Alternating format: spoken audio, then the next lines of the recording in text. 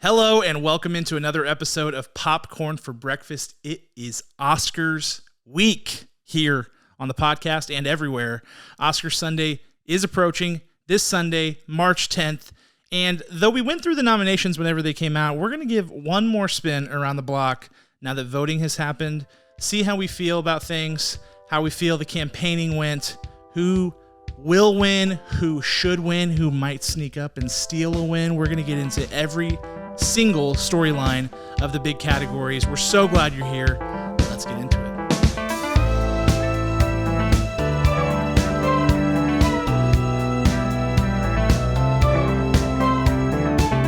This is Popcorn for Breakfast, presented by St. Louis Area Smoothie Kings. Now, here are your hosts, Cam and Kirk.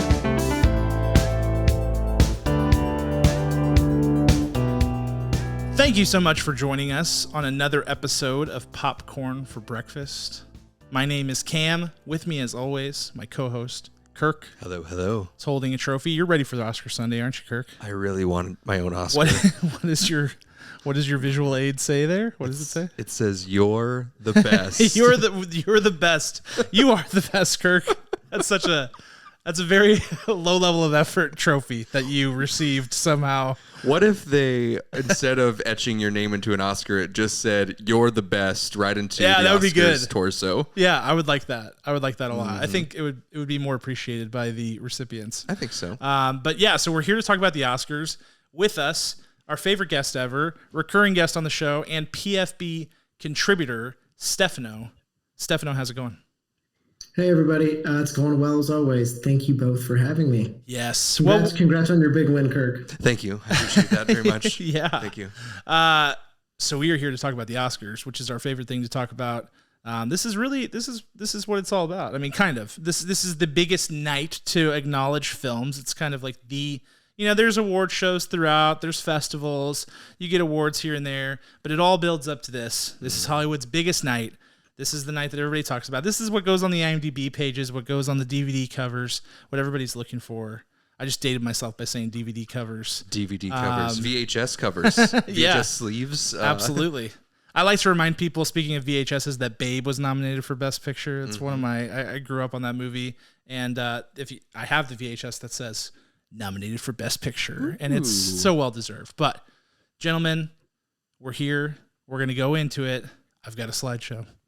I've got a visual aid again. A PowerPoint? That's right, a PowerPoint.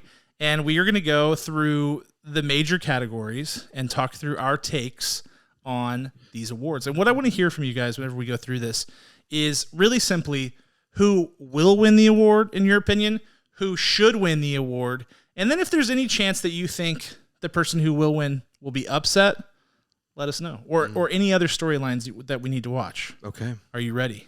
I'm ready. All right, let's get into it. First up, we're going to start the same way the show does, or at least they usually do, with the supporting actor or supporting actress. They do. They kind of swap back and forth, right? And this year, it's really cool because they're bringing back something that only happened once in Oscar history. Oh. They're going to bring back other winners to give this award to their fellow friend, basically. What do you mean? Right, so they did this, I believe, the year that The Departed won. Okay. I think I feel like that was a big one because they had all these big name directors on stage, and they're like, "Marty, you finally won," and they handed it to him. So they have all these other past winners of this category deliver it for the actual person. Yeah, because usually, at least for like actor and actress, it's the person who won last year in the opposite category. Yes. So like right? Like that's how they usually do it? Correct. Okay. Yeah. Yep. So a best supporting actress would give it to a best supporting actor. Yeah. Now I don't know if they're doing it for all categories, but I know it is happening this coming Sunday, which is super exciting. I think it's such a fun idea. Add a little pizzazz. Yeah. That'd be good. So let's talk about this supporting actor category here. Again, to recap, the nominees are Robert De Niro for Killers of the Flower Moon, Sterling K. Brown for American Fiction, Ryan Gosling for Barbie, Mark Ruffalo for Poor Things, and Robert Downey Jr. for Oppenheimer. Stefano, why don't you kick us off? I'd love to. I think, and you'll see kind of with this category and Best Supporting Actress, I don't think there'll be too many surprises on Oscar night. So this is one where I think Robert Downey Jr. is absolutely going to take this one. He's won all the precursors. He was phenomenal in his role. And I remember even when, leaving the theater after Oppenheimer, most of the hype was around Robert Downey Jr.'s finally going to get his Oscar. I know people like to look at like the math. Oh, he's been nominated twice already for Chaplin, for Tropic Thunder. Maybe he's due, but there are plenty of actors that are always due. Ryan Gosling might be due. This will be I believe, his third nomination. So, but I do think Downey Jr. will win. Who I think should win, to me, I do think Robert Downey Jr. is very deserving of the award. I did also really, really love Mark Ruffalo's performance in Poor Things. So maybe on a different day, I'd love to see Mark Ruffalo win. But definitely Robert Downey Jr. here is going to take it. Do I think he should take it? Yeah, probably. Yeah, I'll piggyback on that because to use a really corporate term, I'll piggyback on. I feel like I'm on a Zoom call. How dare you? No, I definitely echo those. I think that Robert Downey Jr. should and will win this award. I think if anybody has an outside chance, it would be Ryan Gosling. I think that would be the one where, like, if it happens, people start to go, oh, like something's brewing here, like that. Plus an adapted screenplay win for Barbie, maybe is the upset bid that people would have to keep an eye on there. I think that's highly unlikely. I think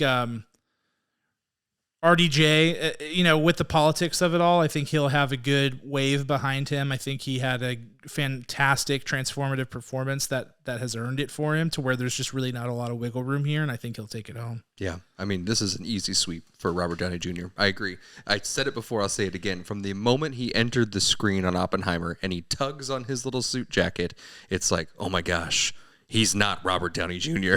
My wife couldn't even recognize him when she watched the film back by herself. She was like, oh my gosh, wait. She got like 2.5 hours in before she realized it was Robert Downey Jr. It is pretty remarkable, honestly. So it's absolutely his to win. I don't think anyone else takes this. We shall see. All deserving nominees, though. Like, I think this is one of the categories that I have like really no qualms with whatsoever. Absolutely. Yeah. Really, really strong this year for sure. Nobody that I would be like, oh, you need to take out this person and put in XYZ. Like, I feel like the Academy nailed this. Yep. All right, moving on. 2, supporting actress. We've got the nominees: Divine Joy Randolph for The Holdovers, America Ferrera for Barbie, Danielle Brooks for The Color Purple, Emily Blunt for Oppenheimer, and Jodie Foster for Nyad. Kirk, where do you see this one going? I see who should win. It should be Divine Joy Randolph for The Holdovers. Incredible. Absolutely incredible. Just show-stopping performance. Who might win, and I will throw my television remote at my TV. It might be America Ferrera. Do you really think so? I think it really might be, and I'll hate my life so hard. I mean, let us not forget. I don't know. Jamie Lee Curtis won last year. True. That was a mess. Think the off chance is as like a makeup sort of situation where but I feel like the outcry has been so unwarranted and so obnoxious that people might spite not vote for America Ferrera. So you would think they'd try to make up for something by having her win this, but I don't think that's the vibe. So hey, but you never know. I don't know. It's true. I'm so scared. Supporting actress was a nightmare last year, and it could be again. That has not aged well at all. Like, that has aged like milk, and it has only been 1 year. And I watched the clip again of like them giving it to Jamie Lee Curtis and Angela Bassett just dying inside. Yes, and it's just, first of all, the nominees last year were whack. Like, they did not get it right. There were people there who could have won the award who weren't even nominated. Jamie Lee Curtis, God love her, did not deserve to win that award. No. This would be so much worse though, because last year there was there was a lot of throughout the different award shows there was a lot of swapping around. Yeah. Consensus was sort of Jamie Lee Curtis, and people thought, oh well, that's kind of like a popularity. She's been here type of. She bought everyone food. Yeah, super nice, well liked. It's kind of one of those things. In this case, like, this would be like the biggest upset ever because Divine Joy Randolph has won more awards than I even knew there were. Like, I think they made up new awards just to give her because she was so awesome. So that would be, I don't know. I think people would freak, but maybe, you never know. I don't want it to be her. So yeah, needless to say, should and will win for me is Divine. Yes. Stefano. Totally agree there. I will say, Claire Foy. I know I wasn't here when you all talked about nominations, but I wish I could have seen a Claire Foy Best Supporting Actress nomination here. But for All of Us Strangers. Yeah. Yes, for All of Us Strangers. And honestly, be careful with. Honestly, she has it. Divine Jordan has it, but like a Jodie Foster. Jodie Foster. No one expected that nomination, so I know yes. that has a weird push behind it. Same with, we'll talk about another. I feel like I could feel the Jodie Foster wins churning a little bit. I don't know. Like I just like take like finger in the wind on social media. I feel like I can sense the campaign a little bit there.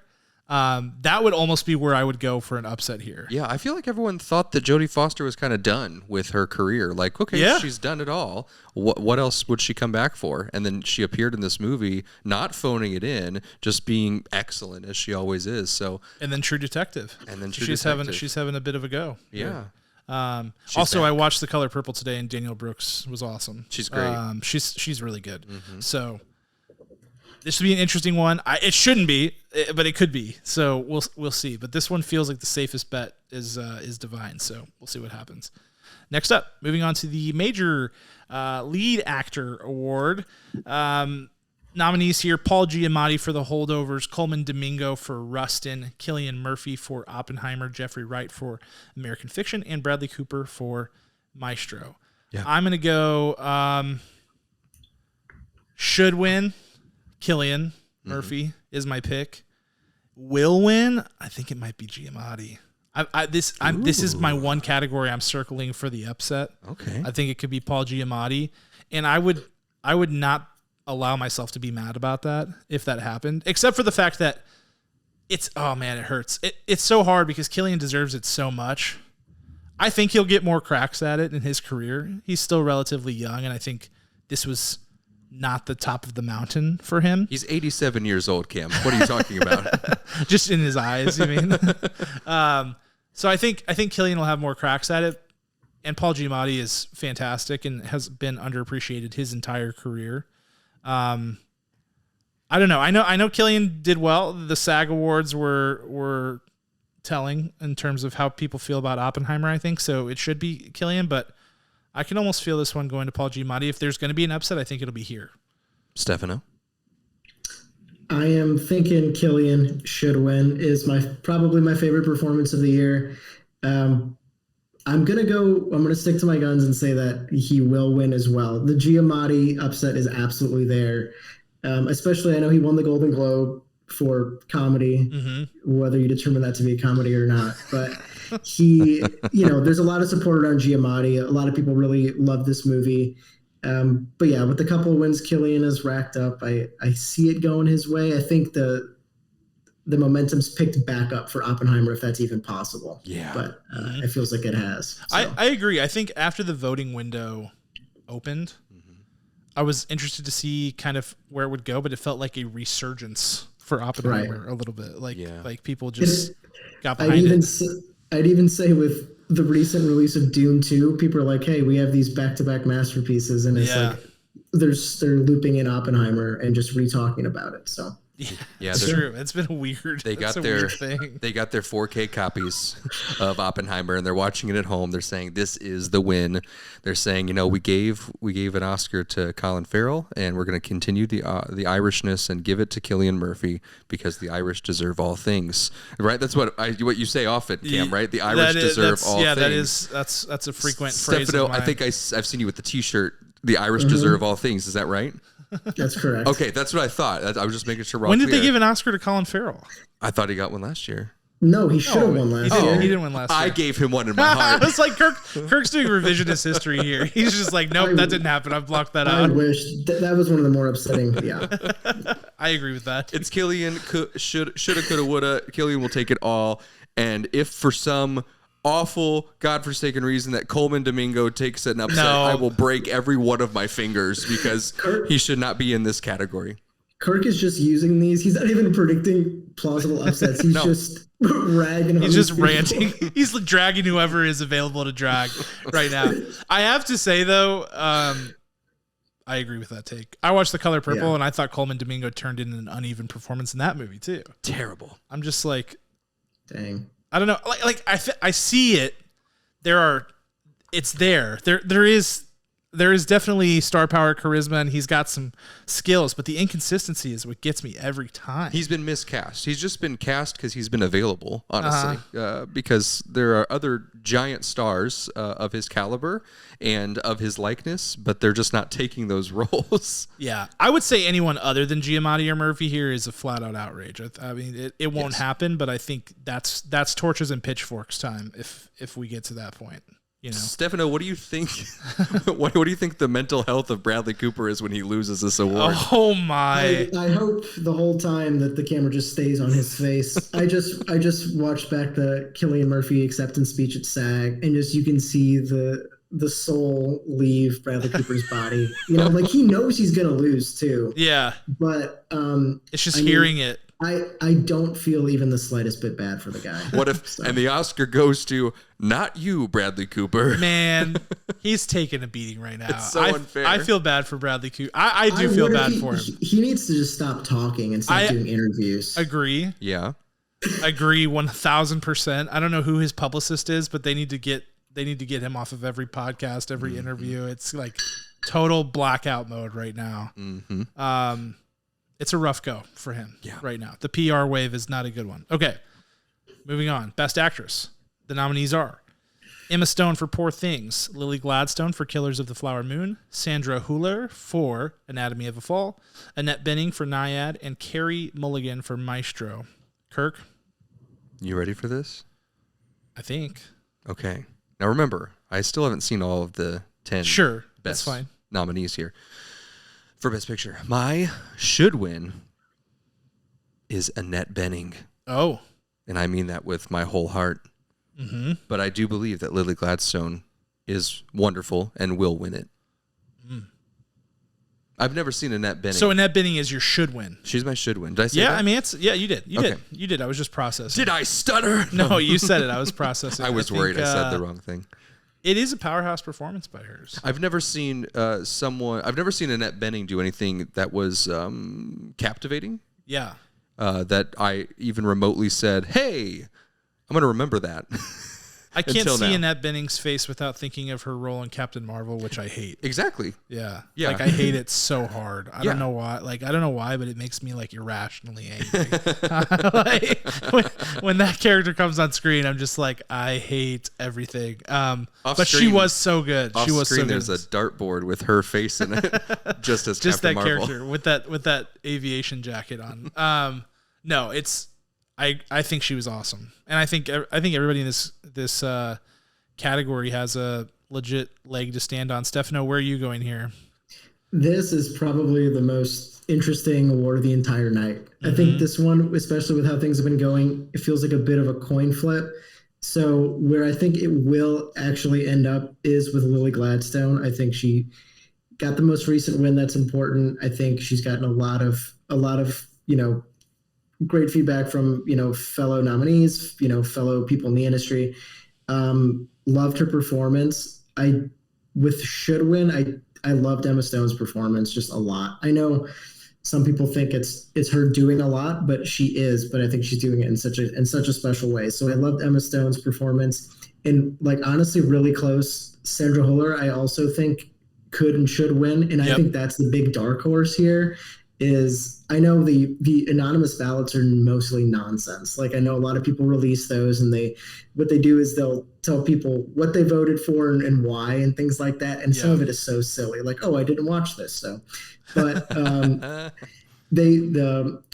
Reddit nerds, did a tally on some of these, and for Best Actress, it looked like Stone, Gladstone, and Hüller all had 5 votes for Best Actress. So don't be surprised if something like that comes up, especially with a lot more international voters. So that's a good point. That's a good point. I think this is a pretty contentious category. I think if Sandra Hüller had been also nominated for Zone of Interest as supporting actress, I'd be like, she's winning this, which I think could have happened and maybe should have happened, to be honest. That'd be cool. But I think should and will win will be Emma Stone here.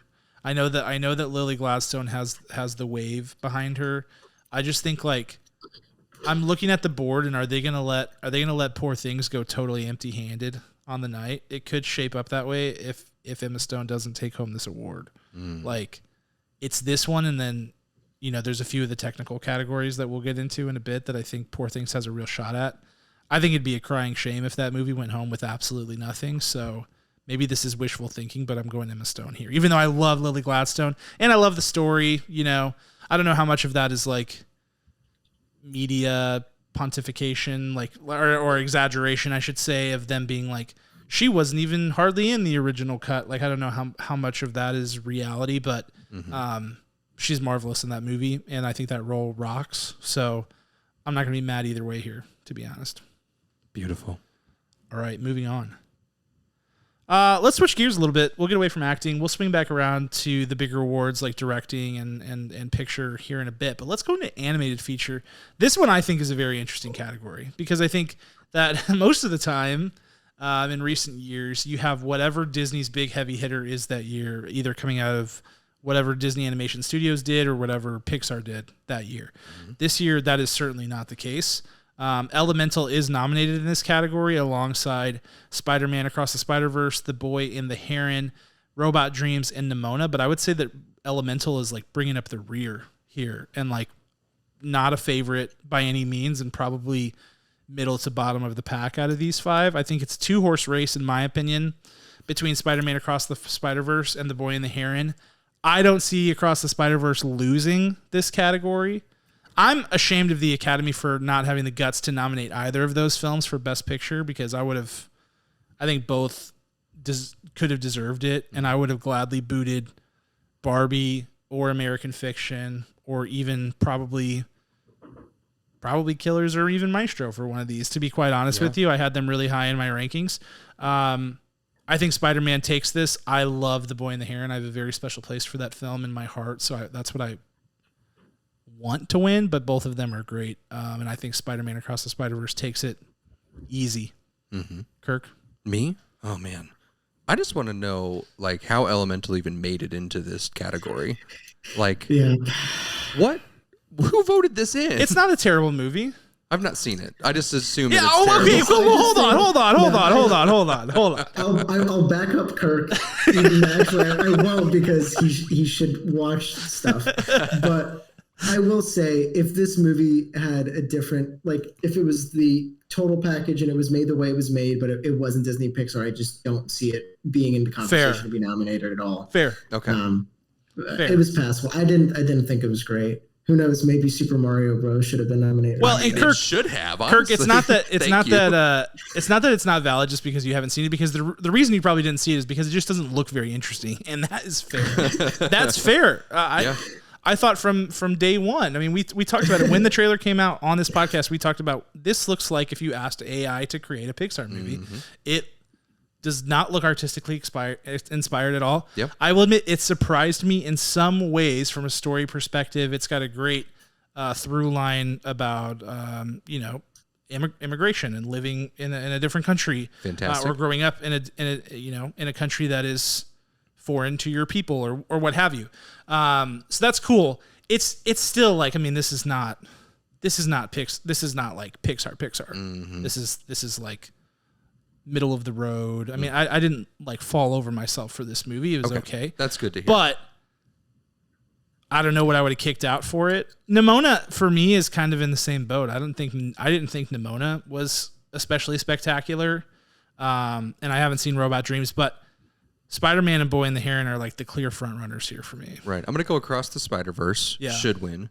I'm going to go The Boy and the Heron just with all the hype and love for Hayao Miyazaki. Yeah, yep. Would be dope. It would be dope.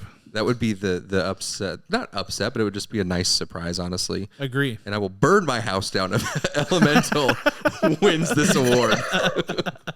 It will not. I can money back guarantee it's not winning. Stefano, what are your thoughts on this category? I'll keep it simple. I think Boy and the Heron should win. Absolutely loved it.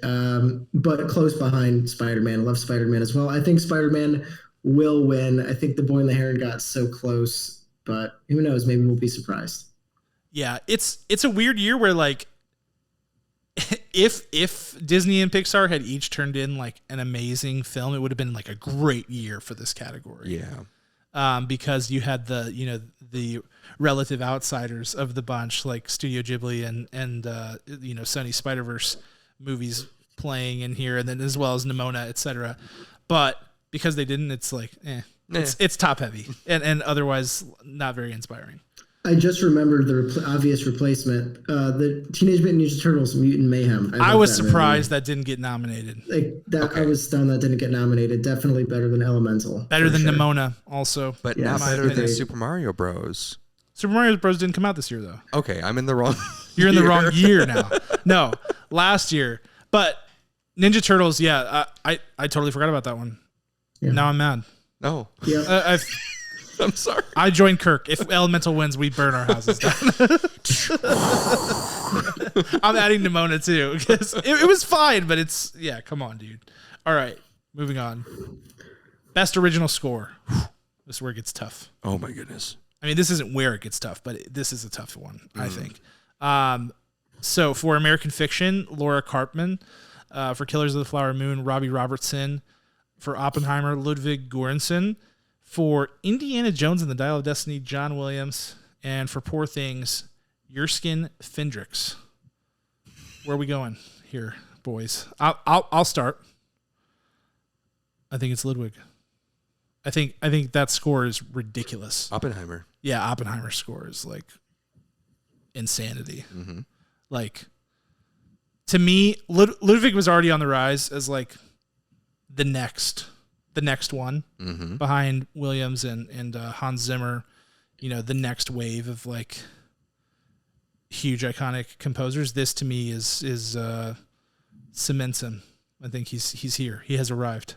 So I think it's Oppenheimer should and will win. John Williams, always a dark horse, but I don't see it happening here.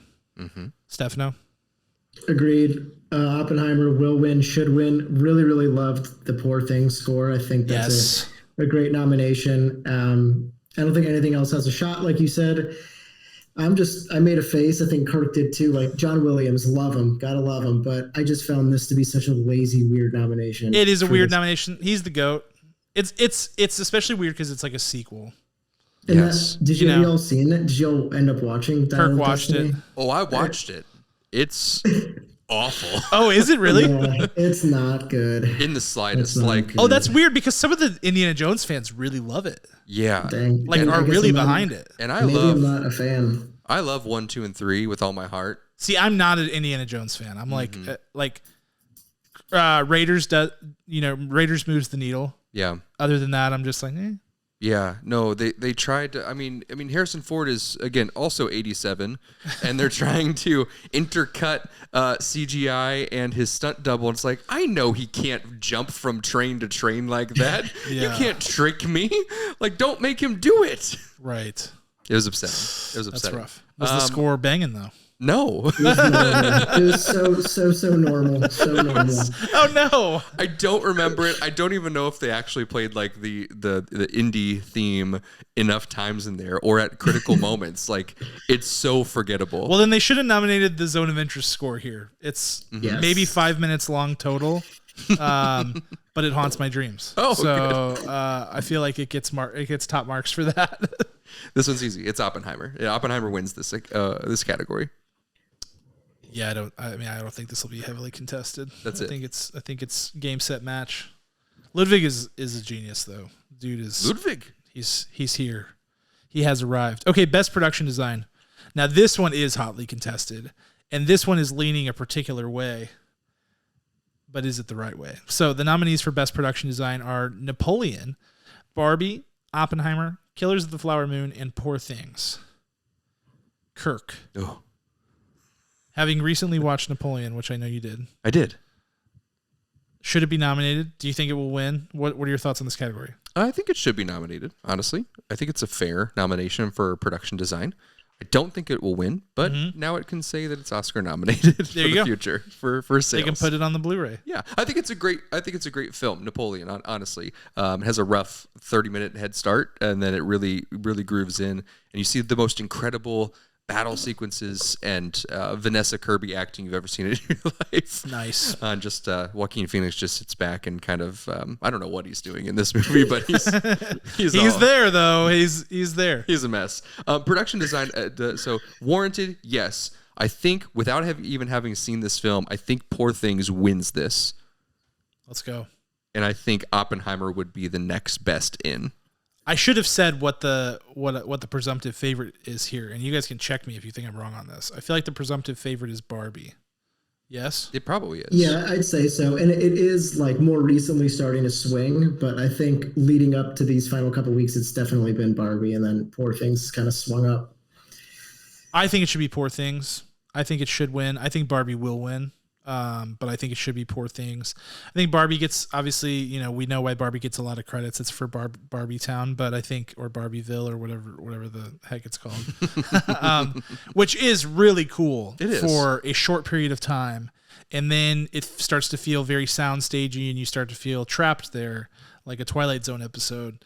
And then it becomes less cool. Mm-hmm. So Poor Things doesn't have that. Poor Things, I love that production design. I thought it was amazing. I thought it was like the kind of like Guillermo del Toro-esque dreamscape that kind of will win this type of award. Guillermo, like, he always wins. He does. And this, even though it's a Yorgos Lanthimos movie, it had that vibe very much so. And yeah, that's where I would go. Stefano? Yeah, I'm going to go optimistic. So I'm going to go Poor Things, I think, should win, and I think Poor Things will win.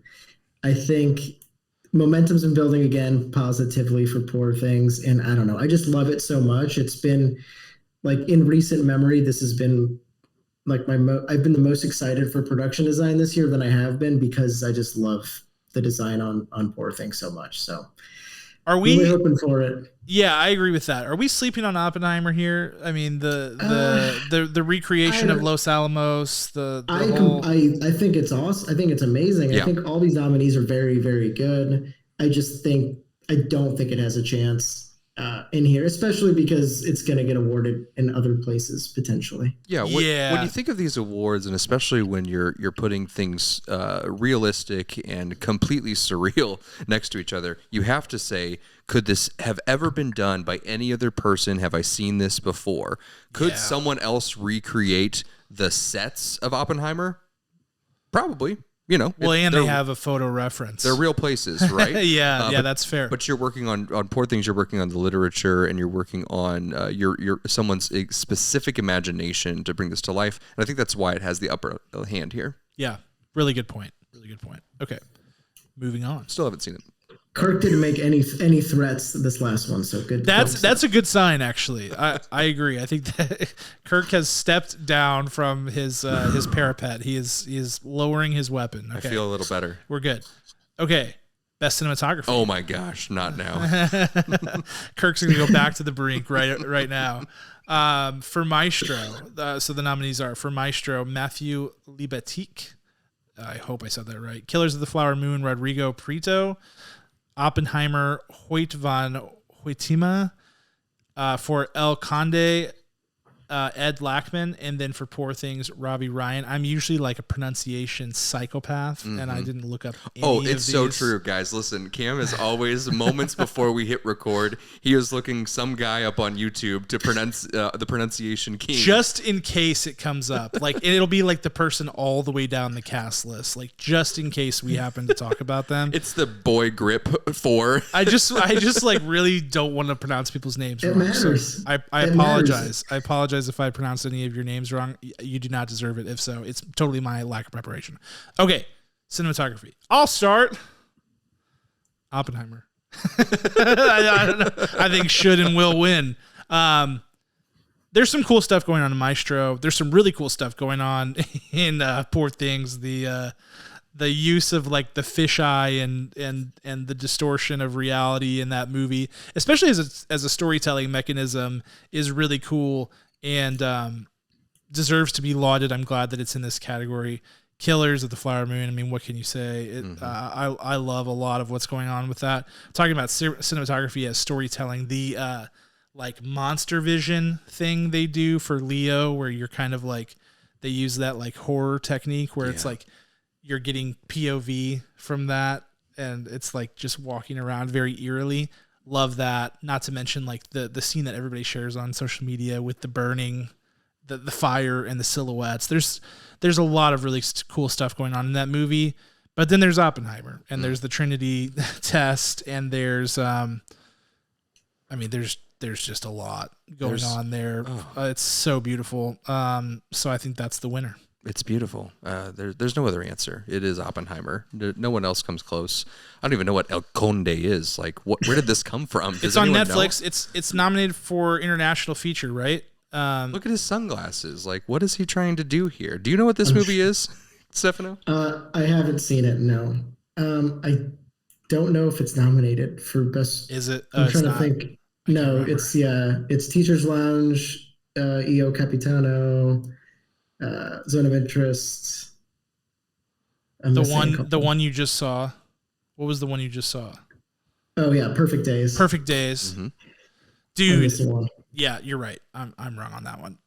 I hate myself for not watching more of the international. I didn't watch any of them other than Zone of Interest, and that's usually a category I smash through and love to watch. So I will definitely circle back on that. But it's a really, really strong year. Don't tell me that. That just makes it feel worse. Well, there's two. I haven't been able to see Io Capitano and Teacher's Lounge because it's not been accessible. See, in Teacher's Lounge, people are like freaking out about that one. They're like loving it. I mean, Perfect Days, I think, is the one that, other than Zone of Interest, which is the obvious presumptive winner and why we're probably not even talking about that category because it's also nominated for Best Picture. Yeah. But Perfect Days, people are loving it.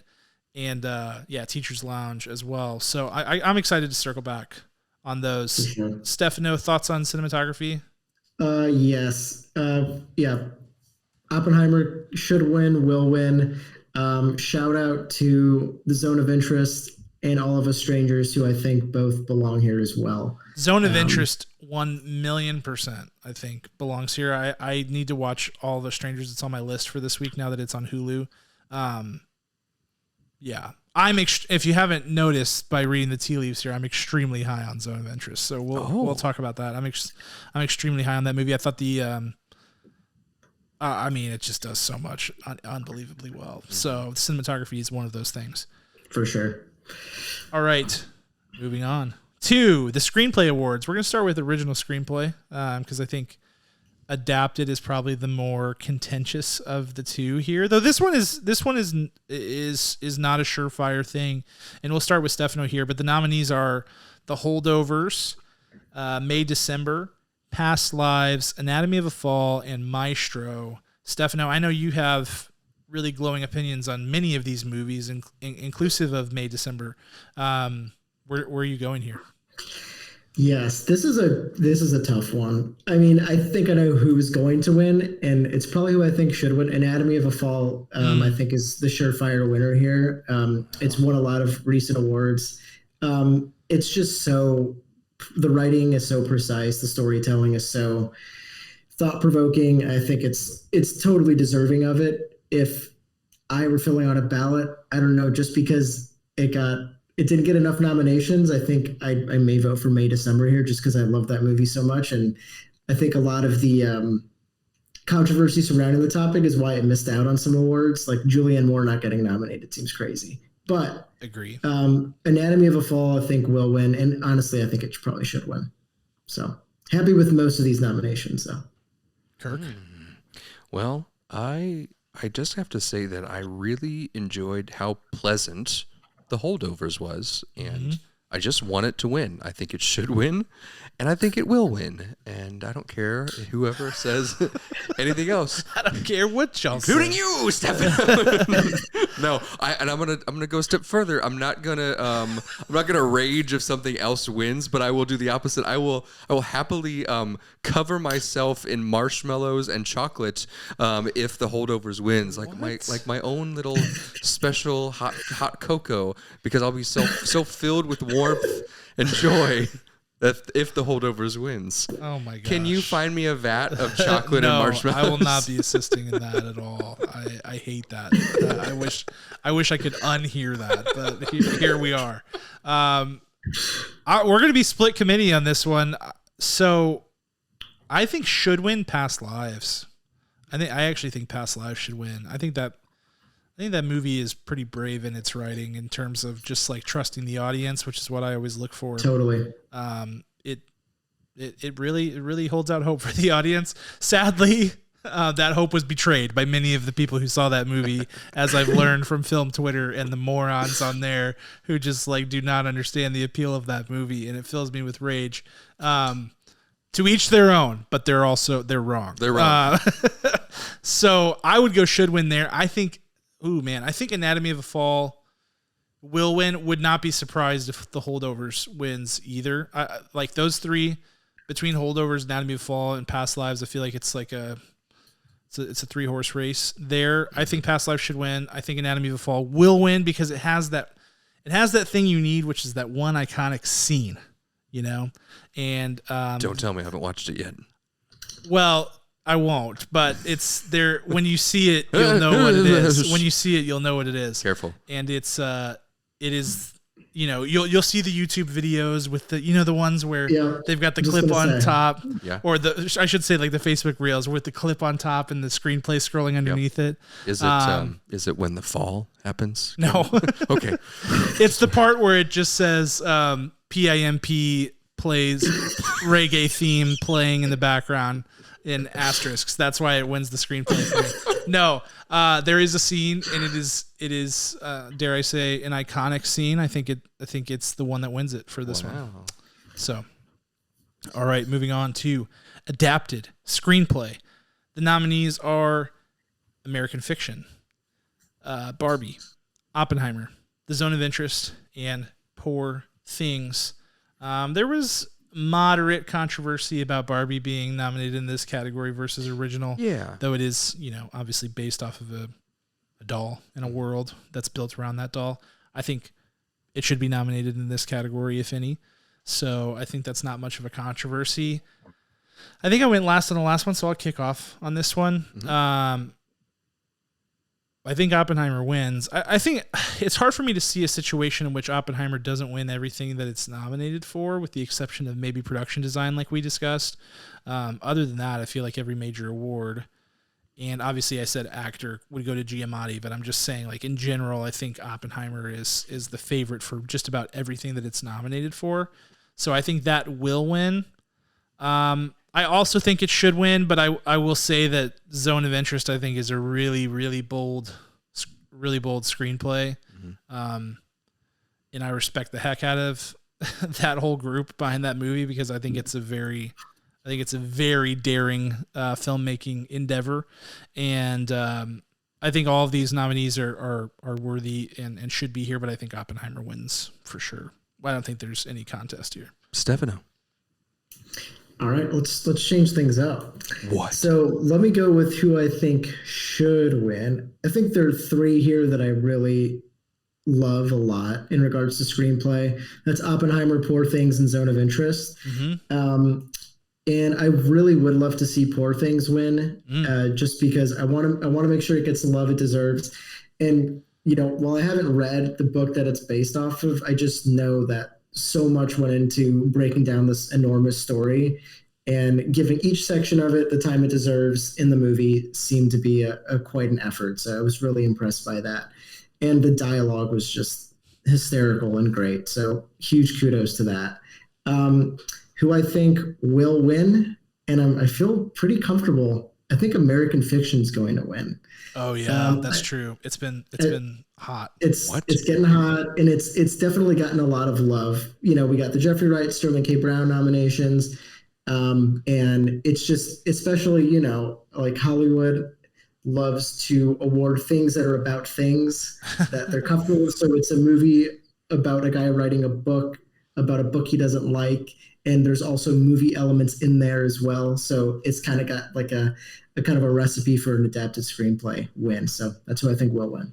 That's amazing. I think it's remarkable with regard to American Fiction that they took a book that I think was written in 2001, if I remember correctly, and then adapted it into a film in 2023, and it was still extremely relevant, maybe even more so. So that I think puts it in a it gives it some legs here. Kirk, what do you think? One of my favorite moments about American Fiction, even though it's probably the bottom of my list of all Best Picture nominees, is when that white lady stands up and she starts applauding first over the plight of the African American life and struggles. I kid you not, I went and got Indian food the other day. I got takeout, and this white woman, who might have just been the same woman in that movie, walks up to the owner to thank him for her food, and she says, "Thank you," clasps her hands and says, "Namaste," and bows to him. And I just thought, this is American Fiction right here. Yeah, that's... It was incredible to see it in real life, and I'll never forget it. I'll never forget it. Wow. But for me, that all said, I think Oppenheimer takes the win here as well. I just know that the strength behind it is so powerful, and if American Fiction wins... Stefano. don't threaten on that one, because that sounds like, I don't know. It's got momentum, Kirk. Be careful. I will peel every one of my fingernails. Oh no! Put them in a blender and drink them like a smoothie. Then you'll have to. Oh, that's horrible. I hate that so much. The video just got flagged. Yeah, there it is. Yeah, we're blacklisted, Kirk. Thanks a lot. Now we're demonetized. I do want to know. Make sure you all tally these, okay? Just so we know who wins at the end. Okay. We will. I'm sure Stefano. I'm sure you will have the most correct. I just want to make sure Kirk doesn't win anything. Kirk tends to be a bit of a rogue agent, if you haven't noticed, when it comes to these award predictions. We've had a few Golden Globe predictions where I was like, this is absolutely unhinged behavior by Kirk. I'm pretty bad at predicting as well. I tend to just be like, well, it's the best movie, so it should win all the awards. But we'll see. We'll tally it up at the end. Okay, we'll tally it up once it actually happens. Okay, moving along to Best Director. The controversial category due to the Greta Gerwig snub ? The nominees are Christopher Nolan for Oppenheimer, Justine Triet for Anatomy of a Fall, Jonathan Glazer for Zone of Interest, Martin Scorsese for Killers of the Flower Moon, and Yorgos Lanthimos for Poor Things. Kirk, why don't you kick us off here? I'm just repeating myself. It's Christopher Nolan. It's time. It's absolutely time. But just the masterpieces that he's created, I can't think of a single film he's made that was a misstep. I really just appreciate everything he's made, and it's time. Following was a misstep. It was the beginning. That's fair. It's not cohesive at all. For those of you who don't know, it's called The Following. It's a black and white film, one of his first, maybe his first feature length that went public. I think it is. And it's just a little all over the place. Stefano, have you seen that film? I have. Yeah. I'm anti that film, but it's okay. It's like you said, it's the beginning. Mm-hmm. You go back far enough with anybody's filmography, you're going to find some. Right. I think this is Nolan's Scorsese moment, right? Everyone knows that Marty should have won years before Departed. For something. Departed is fantastic. I absolutely love it, adore it. It's one of my top. But I think that the direct, it's going to be the same moment, right? It's going to be all those directors that have won this award, and Spielberg and Scorsese and Fellini's going to be up there, and Bergman's going to appear from the grave, and they're going to give it to Christopher Nolan. Right, it's going to be the Rey Jedi scene with all the voices from all the people, and they're going to be like Force ghosts. Yeah, Force ghosts. Yeah, it's going to be Nolan, and I'm so happy. Shout out Tenet Hive. We made it. We're here. And yeah, I think it's going to be great. I think he is probably the most important director that is, of the modern era right now. Mm-hmm. And I think that Oppenheimer is his masterpiece to date. And so it's appropriate, and he should and will win. I don't think there is an upset here. I can't see one. So yeah, I think it's Nolan. Stefano? Nothing different here. Yep, definitely a will win, should win. I'm so happy it's finally come to fruition. If for whatever reason the voters forget to scroll and they didn't see Christopher Nolan's name on the ballot, Justine Triet, I'm sure, if we looked at the results, might come second here. So yeah, I think you're probably right about that. My vote would be Jonathan Glazer, but that's just me. Right. That's just me. Agree. I also want to say this is like the strongest group of director nominations I might have ever seen. Very strong. Like you hold it up against last year's group, like I did when I started this slideshow, because I just used the same template, and I was like, "Sheesh!" It's not nearly. This is the cream of the crop here. Last year was perhaps not so. Okay, now we're on to picture, and here's what we did before the show.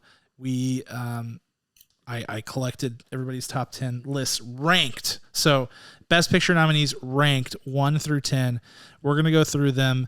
I'm going to give you guys a chance to explain your selections. You don't have to go one by one through your list, or should we for the podcast listeners? Yeah, we should. Sorry, scratch that. Oh. You do need to list what you had 1 through 10. But then you don't have to explain why you had each one where you did. You can just give some quick highlights. This is now a 7-hour episode. Yeah, it's going to take some time. Stefano, since you are the visiting team, we are going to give you the floor here and have at it. Let's do it. All right. Number 10, I have Barbie. 9, I have Maestro. 8, American Fiction. 7, Killers of the Flower Moon. 6, The Holdovers. And this is where it gets sketchy because these top 5, I absolutely adore these. So 5, The Zone of Interest. 4, Anatomy of a Fall. 3, Past Lives. 2, Poor Things. And 1, Oppenheimer. So to quickly summarize, I think Oppenheimer will win and should win. I think it's the most impactful and the best movie of 2023. So I'm excited for it, and I hope it does happen. Out of these, it's really such a strong group, I think, of Best Picture nominations. I think out of all of these, 8, 9, and 10, I wouldn't have in my own personal Best Picture nominations. So American Fiction, Maestro, and Barbie. Killers of the Flower Moon, teetering. And then Anatomy of a Fall and Zone of Interest. I didn't even want to have to send this ranked list because I have them in the same spot, basically. Both, I love those both so much. So that's it. And I also had to keep with the integrity of my top 20 list. So Yes. Makes sense. Yeah, I know. I had to reconcile a little bit, make sure I was being consistent with my top 10 of 2023. Just whatever you feel today. Kirk's like, whatever. Doesn't matter. Kirk, let's go to your list. Okay, well, mine's tricky because I'm not of the same means as Cam and Stefano, who apparently have at least, $20 per movie. Economic means? $60 more. Going with this? They have $60 more than I, because I missed 3 movies out of here. Are you implying you're not an AMC A-list member? That is correct. We don't have AMC around here on the Illinois side. We're living in poverty over here. We have like nothing. Can AMCs be franchised? Because if they can, we're gonna open one. Like, it's that simple. It should be, but I think they own all their own real estate. I have 3 left and 2 closed within the last couple of years. So it was an embarrassment of riches. We're figuring it out. You're about to join us soon, Stefano. So here's my list. I've not seen Anatomy of a Fall. I've not seen Zone of Interest. I've not seen Poor Things.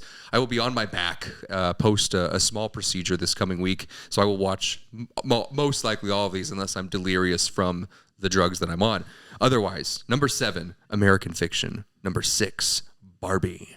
Number 5, Past Lives. Number 4, Killers of the Flower Moon. Number 3, Maestro. Number 2, The Holdovers. And number 1, Oppenheimer. So big asterisk next to all my lists because I haven't seen them all. I did put Maestro high up because the first half of that movie is so great. I love everything about it. The homage to the wonderful world of film and what that world looked like and how perfect it wove with the story. The Holdovers, delightful. It's got a Green Book good feel kind of way with it. I guess Green Book isn't a good feeling kind of movie. Not anymore. Well, I mean, but you weren't devastated. You're a little devastated. What I'm trying to say, we don't talk about Green Book, Kirk. Come on.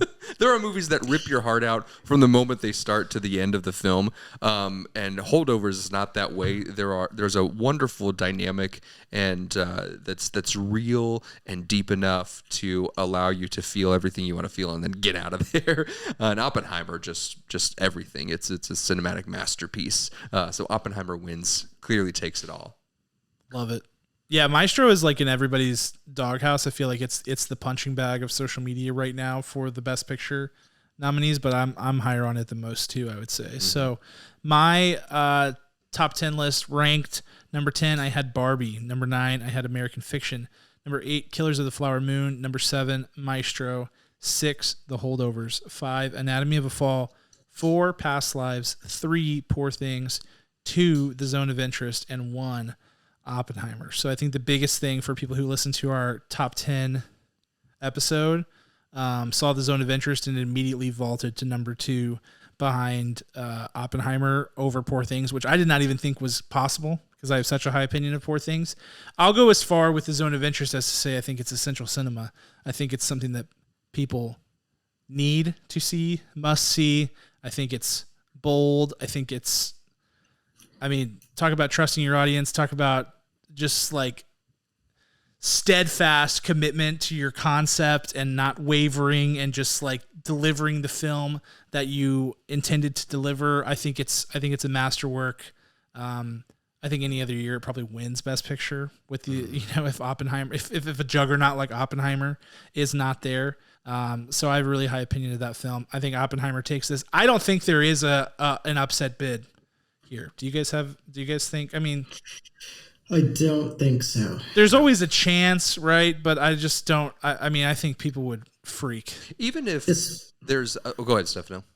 No, yeah. I was just going to say a lot of times you kind of see it with a screenplay win or something like that, where something like that happens. But when I'm exactly correct and American Fiction wins one of them and Anatomy of a Fall wins another, then you kind of think maybe Anatomy of a Fall because it did overperform in nominations, but I just don't know. Here, I'm definitely not seeing it. And Barbie's hype really, really diminished couple award seasons. So that, I remember before this, like the nominations came out, people thought Barbie had a fighting chance, but I don't think that's happening. I've always been kind of worried about Barbie. Just because I would be outraged if it won, because not because of literally nothing to do with the politics of that movie, but everything to do with the fact that I don't think that that's a bold movie, and I don't think that it's as inspiring as people think it is. I think it's a funny movie. I've talked about this ad nauseum, but Mattel is behind it, and you can feel it. So like that it just is the way that it is with that movie. It's a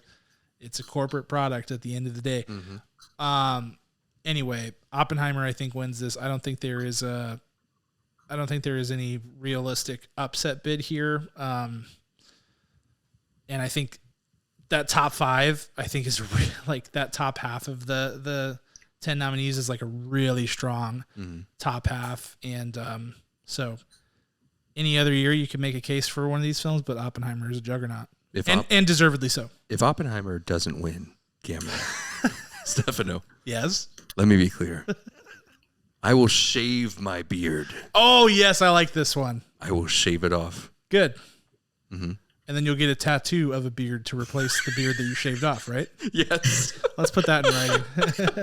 And Cam, when you edit through this, make sure you take note of every one of Kirk's threats. Yeah, I'll make a super cut of Kirk's threats, and then we'll hold him accountable for all of them. Kirk's gonna need to find a nice nail salon. Yes, make nails for one of his bets for sure. Oh my gosh. Oh my. All right. Well, that is our predictions for the 2024 Academy Awards, the 96th Academy Awards. Mm-hmm. Please let us know your picks. Obviously, I would almost have to assume you don't agree with us on every single one of these. I know people are absolutely screaming at their whatever device they're watching and listening to this on. If they are Barbie fans, there are many of them. I have heard many of their screams so far throughout this process, and they are duly noted. I think anything else you guys want to add about the Academy Awards? I know we didn't talk about every category. Is there anything else you want to throw in? Because this is it. This is our final show before Hollywood's biggest night. If you have takes, throw them out now. Stefano, go ahead. You first. A couple of things just outside of the categories you talked about. Just want to say really, really excited that The Creator and Godzilla -1, that those movies are getting recognition for best visual effects. I think the races between the two of them the stories behind how both those movies were made is incredibly compelling. So if you don't know, look into those. And then sound is going to be interesting because of Oppenheimer and Zone of Interest. I think Zone of Interest is deserving of that one. So is Oppenheimer, but that'll be a super interesting one because Zone of Interest is the sound in that is absolutely crucial. So Good call. That's all. Kirk? Mine has to go with the fact that Jimmy Kimmel is the fourth-time host. I think he's tied with two other big hitters, though I forgot their names. Billy Crystal's got to be one of them. Yes. Although he might have hosted more than that. Whoopi Goldberg. I think he's hosted more. Whoopi Goldberg is on that list of four-time host of Oscars, and him and someone else, so probably Billy Crystal. Yep. And I just want this to be his final time. Oh no! I'm ready for a change up. I'm ready for something new, something exciting, because we're like when Jimmy Kimmel first did it, like it was fun. It was, and it was so just vanilla. The last time that we saw him, I agree. Like just like that's why they want him. He's just gonna be straight shooter. Yeah, vanilla. Are we 1 year removed from the Will Smith slap? We are. That was just last last Oscars. year. Okay, the only way that he'll win a fifth nomination for a fifth hosting is if he has someone come up and slap him during the show. Matt Damon. I would love it if it was Matt Damon. I think that will probably occur. So we'll see. I don't have any other notes other than just animation. I would love to see The Boy and the Heron win or Spider-Man Across the Spider-Verse if either of those doesn't. We riot. That's right. Me and Kirk, I'll join you for one of your one of your crazy stunts. But other than that, I think it's going to be a great night.